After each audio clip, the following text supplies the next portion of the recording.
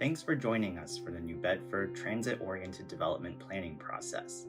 This transformative project will ensure that the future areas around the new South Coast Rail commuter rail stations will bring lots of exciting benefits and investments to New Bedford. Today, we're excited to introduce the Draft Design Standards and Guidelines and Draft Zoning. What is Transit-Oriented Development, or TOD?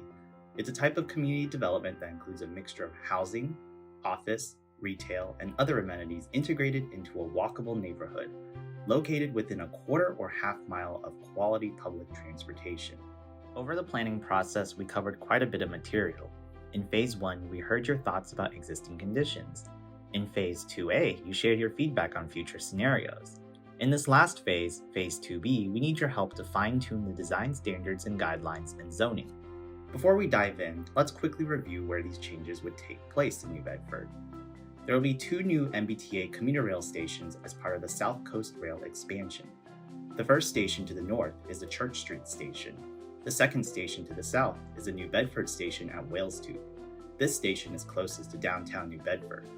The TOD district around the Church Street Station will be called the Kings Highway TOD district.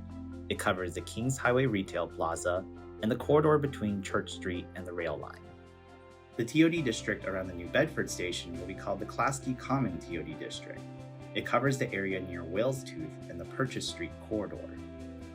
Let's take a closer look at the vision for these 2 districts. First, let's look at the Kings Highway TOD district. A big part of a successful TOD district is that it's comfortable and easy to walk around.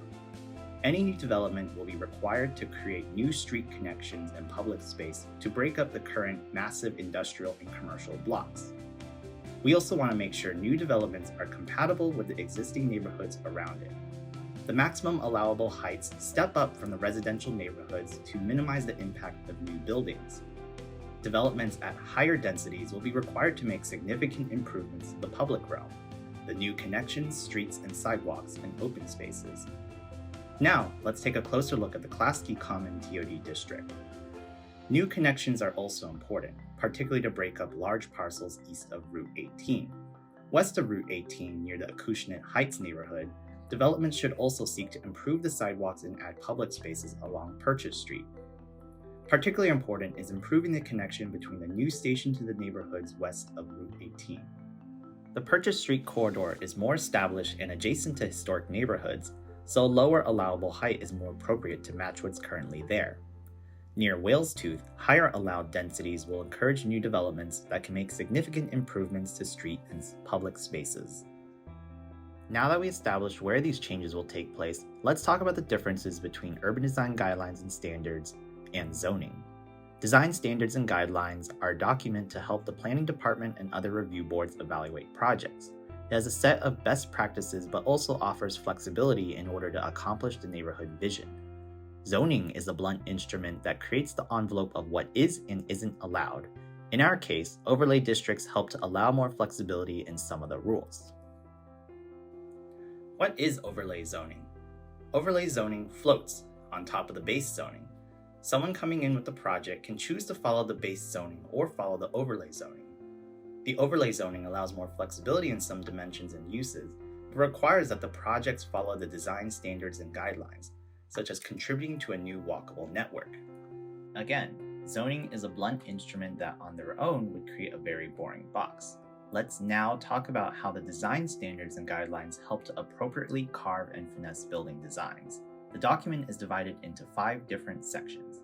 Site design covers how the building relates to the street and how it can incorporate public spaces. Building design covers how the shape of the building can be more human-scaled and feel appropriate for its neighborhood context. Building elements design covers how details like window placement and materials can add texture and life to buildings, reflecting New Bedford's rich architectural history. Parking design covers how parking can be provided in a way that doesn't detract from the walkability of the neighborhood.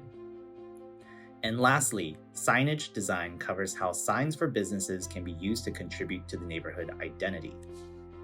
How is the document structured? The document has a series of recommendations under standards, these are stricter requirements that are measurable, encourage, these are design best practices, and discourage, recommendations to avoid potential problematic patterns. Unlike zoning, the design guidelines have more flexible recommendations because we know it's impossible to predict and control every aspect of the future. This balanced approach means that this document will have longevity and create a more predictable process for future projects. We hope you read the draft design standards and guidelines and draft zoning overview posted on the project website. Please send us your feedback either through the comment form linked on our website or send us an email. Thank you again for watching, and we look forward to your participation.